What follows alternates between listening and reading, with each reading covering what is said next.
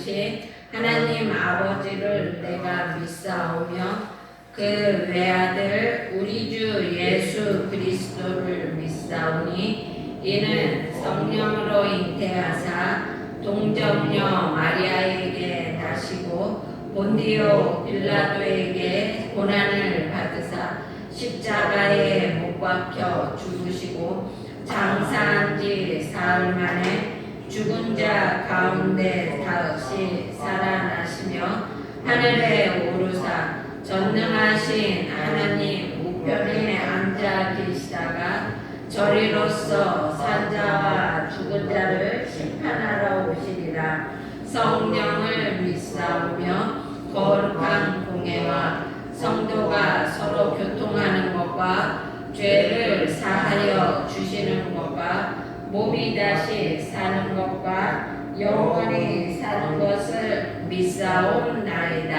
아멘. 이 시간 찬양 이거 참 오래간만에 어저께 찬양 인도 찬양 이렇게 추리다가 이 찬양 참 오래간만에 한 번도 안 불렀어요. 오래간만에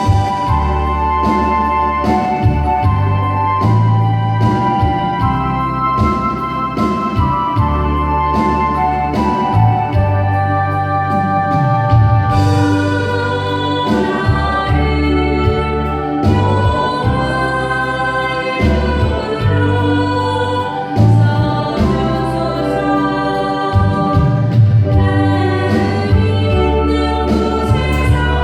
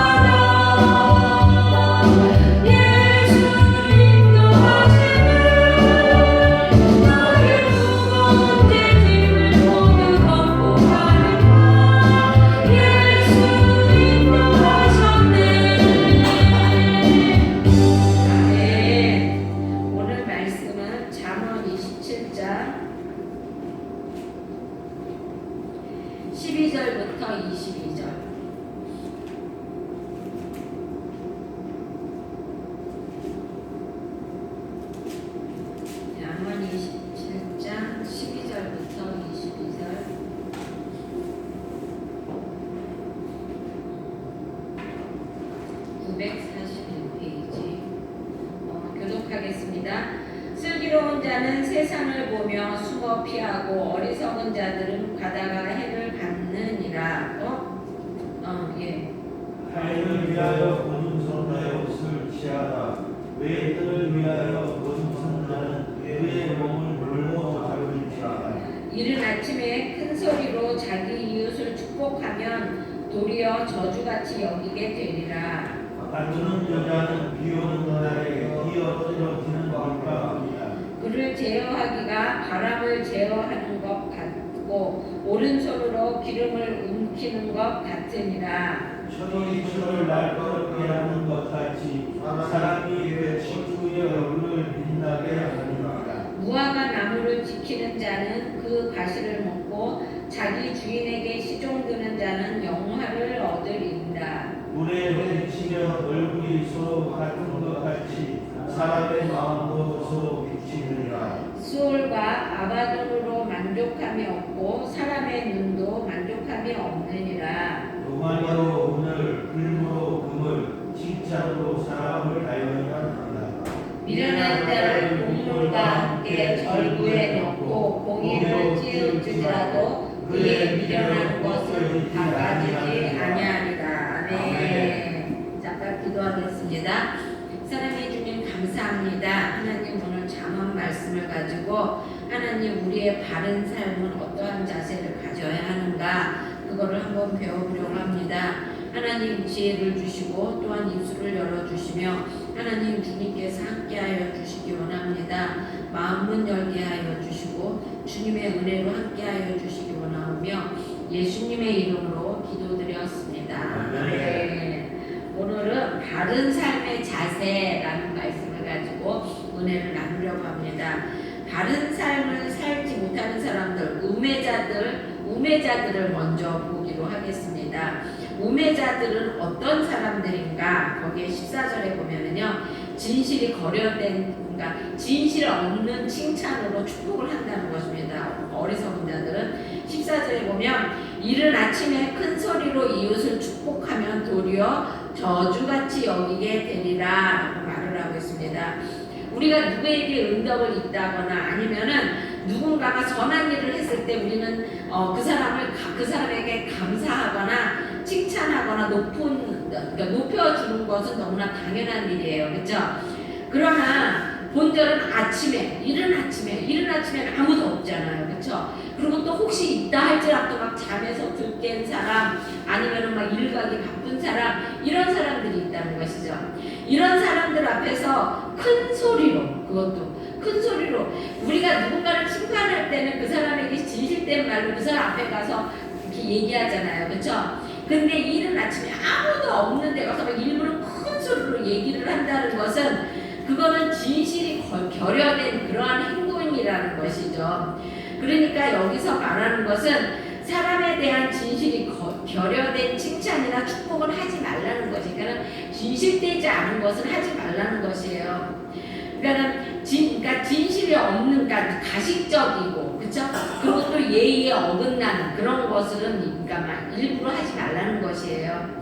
진심이 없는 말, 진실성이, 진정성이 없는 말은요, 아무리 미사역으로 사용한다 하더라도 그것이 상대방에게 축복으로 이어지지 않는다는. 그러니까 축복의 말씀같이 저 사람이 나를 칭찬하는구나 이렇게 들려지지 않는다는 것이죠. 아무 의미가 없다는 것입니다. 그래서 왜 그 사람 없는 말은 우리는 깽가리 같다고 시끄럽다는 것이죠. 아침에. 그렇다면 우리의 언어, 우리의 인간관계, 우리의 행실은 어떠해야 할까요? 그거는 우리의 모든 언사는 주님의 이름 앞에서 하나님 앞에서 떳떳하고 당당해야 된다는 것이에요. 내가 누군가를 칭찬할 때 하나님 앞에서도 사람 앞에서도 떳떳해야 된다는 것이에요.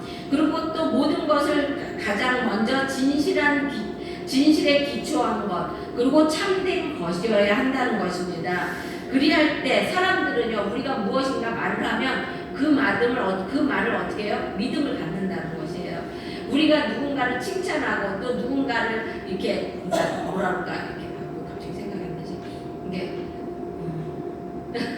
이게 좋은 길로 가라고 말할 때 갑자기 그 단어가 생각이 안 나죠. 이렇게 그럴 때조차라도 사람들은 나를 진실되이 여긴다는 것입니다.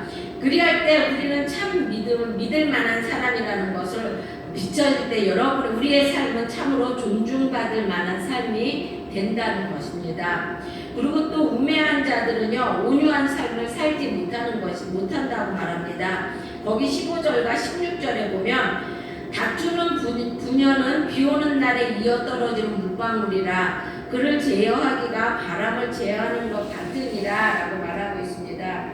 그리고 또 거기 그렇게 되어 있죠. 16절에 오른손으로 기름을 움키는 것 같으니라 라고 말하고 있습니다.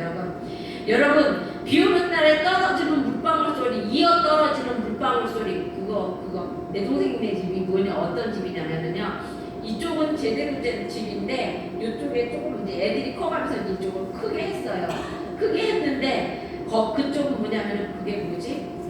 컨테이너를 거기다가 집을 만들었어요. 근데 내 동생 신랑이 너무나 재주가 좋아서 너무나 좋게 만들고 너무나 따뜻하게 만들었어요. 근데 뭐가 단점이냐 그러면 거기는 비만 오면은 시끄러워서 막 잠을 못 자. 여러분 비 오는 때 막 비가 막 미어 떨어지면 얼마나 시끄럽습니까? 그쵸? 이게 지금 그 소리를 하는 거예요. 비 오는 날 떨어지는 물방울이야. 그러니까 다투는 부녀, 그러니까 막 잔소리가 많고 막 다투기 좋아하고 그러는 여자는 그 누구도 어찌해 볼 수 없다는 것이 너무 시끄럽다는 것입니다. 그래서 우리 사람들이 그러잖아요. 과화만사성이라고 말합니다.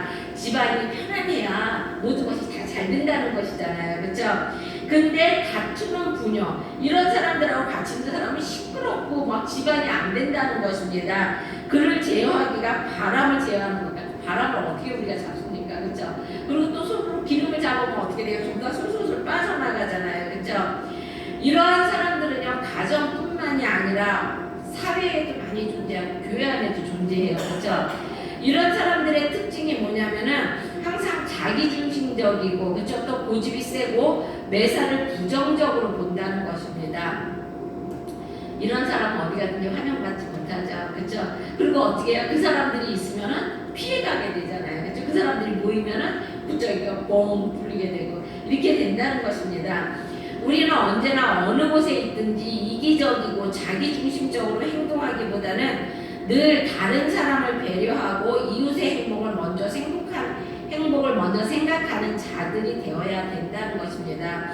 그러니까 남을 흠을 잡고 비판하기보다는 너그러운 자세로 자세한 잘못을 이해하고 감싸줄 수 있어야 한다는 것입니다. 그러니까 넉넉한 자세를 우리가 넉넉한 마음을 갖게 되면은 아무리 남이 그렇죠 그렇게 했다 하더라도 우리가 이해할 수 있게 되는 것이잖아요. 그래서 사회에서도 온유하고 부드러운 모습으로 모두에게 기쁨이 되는 존재가 되어 하나님께 영광을 돌리는 그러한 아름답고 귀한 우리들이 되어야 한다는 것입니다. 그러면은 선한 인간관계는 그럼 어떤 것인가? 거기에 보면 17절에 보면은 서로 협력하는 관계라고 말하고 있습니다. 17절에 그렇게 되어 있죠. 철이 철을 날카롭게 하는 것 같이 사람이 그의 친구의 얼굴을 빛나게 하느니라 라고 말하고 있습니다. 여러분 다이아몬드를 자를 때 뭘로 잘라요? 다이아몬드로밖에 못 잘라요. 그렇죠? 다이아몬드 다듬을 때도 다이아몬드로 다듬어요. 그런 거와 마찬가지로 사람도 역시 사람 관계 속에서 훈련될 때만 올바르게 다듬어지고 성장한다는 것입니다. 우리 전도사님이 신학교에 가니까 전부 다 의젓한 사람만 있을 줄 알았지 전부 다가 막 돌덩어리들만 왔다고 뾰족난 돌만 왔다고 이런 말 하더라고요. 그게 왜 그냥 그 뾰족난 돌들만 거기다 모아놓고 그 안에서 전부 다가 뭉개지고 깨지고 그러는 거예요. 그러니까 사람이 사람을 다듬는다는 것입니다. 그러나 사람을 변화시키고 성장시키는 것은 크게 두 가지가 있는데 하나는 뭐냐면 경쟁이고요. 하나는 협력이에요. 근데 사람들은 협력이라고 그러면은 그래 말하죠. 사람이 서로 협력을 해야 변화되고 그리고 성장하지 이렇게 생각을 하는데 경쟁한다고 그러면은 그건 나쁘게 생각을 하잖아요. 그렇죠? 그렇지만 그게 아니라는 것입니다. 경쟁은 반드시 그렇게 부정적인 것만 있지는 않다는 것입니다. 왜냐하면 선한 목표를 두고 선한 방법으로 서로에게 자극을 주며 경쟁하는 선의의 경쟁이라는 것도 있기 때문이라는 것입니다. 그러므로 우리는 이 세상에서 만나는 사람들과의 다양한 안에서 자신을 날마다 깨뜨리고 연단하며 훈련할 수 있는 성도가 되어야 한다는 것입니다.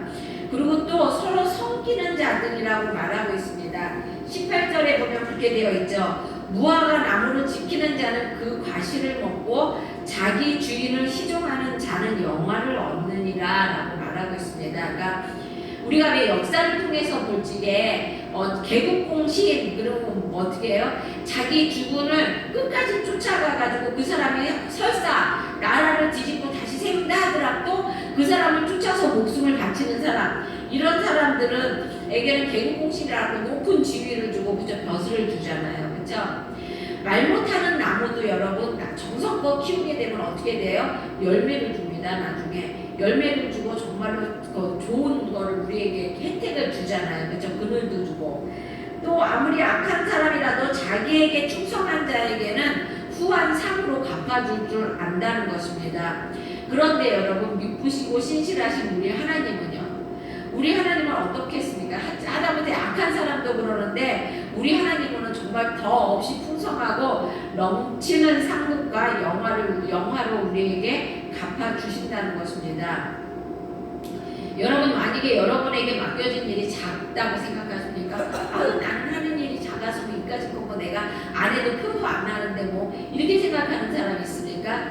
여러분에게 맡겨진 일이 작은 일이라고 생각할수록 더 적당히 하지 말라는 것이에요. 표 안 나니까 괜찮다는 생각하지 말라는 것입니다. 정성을 다하고 최선을 다하라는 것입니다. 주님을 섬김에 있어서 그 어떠한 상황에서도 흔들리지 말고 전심을 다하라는 것입니다. 그러면 땅에서도 풍성한 열매를 얻고요, 하늘에서도 영원한 권세와 영광을 상급으로 받는 복된 자들이 될 것이라는 것입니다. 그리고 또 세 번째로는 서로의 마음을 살피는 사람이라는 것입니다. 19절에 보면 물에 비치면 얼굴이 서로 같은 것 같이 사람의 마음도 서로 비치느니라 라고 말하고 있습니다. 우리 모든 사람들은요, 본질적인 것으로 같은 존재예요. 그렇기 때문에 근본 심성이 거진 같습니다. 우리는. 그렇죠? 그러므로 다른 사람의 모습을 통해서 나의 모습을 정확히 알 수 있으며 또한 그리하도록 노력해야. 그러니까 다른 사람을 보고 내가 거기에서 내 모습을 발견할 수 있어야 된다는 것이에요. 우리가 서로의 마음을 헤아리고 살핌으로써 얻을 수 있는 구체적인 것이 있는데요. 그것이 무엇이냐면 첫째로는요, 남을 보고 죄악을 사전에 예방할 수 있다는 것입니다. 다른 사람이 죄범하는 것을 보면서 나도 내 마음에 저런 심성이 있으니까 나도 본질은 같으니까 나는 저런 죄 짓지 말아야지, 이렇게 자기를 다시 한번 되돌아보게 된다는 것이죠. 그리고 또 둘째로는 이웃이 진정 원하는 것을 행하고 원치 않는 것을 피함으로써 말씀을 온전히 실천할 수 있다는 것입니다. 마가복음 7장 12절에 보면은요, 예수님께서 뭐라고 말씀하셨냐면 남에게 대접받고자 하는 대로 너희도 남을 대접하라. 이것이 율법이요 선지자니라 라고 말을 했습니다. 서로의 처지와 상황을 살피게 된다면 그 이웃이 정말로 무엇을 원하고 또 무엇이 필요한지를 우리는 알 수 있다는 것입니다. 그러니까 우리는 그 이웃이 원하는 그 필요를 채워주고, 그리고 또 그 이웃이 원하는 것을 함께 해주면서 아름다운 사랑의 공동체를 이룰 수 있다는 것입니다. 그리고 또한 바른 삶을 사는 자세로는요, 자족하고 자중하며 자기 반성을 하는 삶이 있다는 것입니다. 거기 자족하지 못하는 사람들에게는요, 거기 뭐라 그러냐면 자기 만족을 모른다고 말하고 있습니다. 20절에 보면 음부와 유명은 만족함이 없고 사람의 눈도 만족함이 없느니라 라고 말하고 있습니다. 여기서 음부와 유명은 뭐냐면 수월과 아밧돈을 말하는 거예요. 그러니까 사후에 멸망한 자들이, 사후에 구원받지 못한 자들이 가는 세계를 가리키는데요. 이곳은요, 지금까지도 굉장히 많은 민족과 영혼을 집어삼키고 있으면서도 지금 삼키고 있어요. 지금 현재도. 하지만 여전히 만족해하지 못하면서 마귀들은 어떻게 해요? 우는 사자같이 삼킬 자를 찾아다닌다고 말하잖아요. 그렇죠? 인간의 욕심과 탐욕은 한계 데가 없어서 아무리 많은 것을 채워줘도 결코 만족함이 없다는 것입니다. 그래서 진정한 행복은 오직 육신의 정욕을 십자가에 못 박고 주님만을 섬기는 데서 오는 것임을 우리는 알아야 한다는 것입니다. 왜 주님만 섬기는데 만족함이 올까요? 그거는요, 주님을 섬기는 자에게는 하나님께서 요한복음 14장 27절에서 이 세상이 줄 수 없는 평강과 만족을 준다고 약속하셨기 때문입니다, 여러분. 그러므로 우리는 날마다 자신을 복종시키며 오직 하늘에 신령한 것을 쫓음으로써 세상이 알지 못하는 참 평강과 행복을 누리는 우리가 되어야 한다는 것입니다. 그리고 또한 바른 삶의 자세는요, 칭찬만 받기를 좋아하는 그런 그러니까 자세는 만족하고 자족하고 자기 반성을 못하는 건데, 그런 삶 중에는 칭찬만 좋아하는 사람도 있다는 것입니다. 21절에 보면 도가니로 은을, 풀무로 금을, 칭찬으로 사람을 단련하느니라 라고 말하고 있습니다.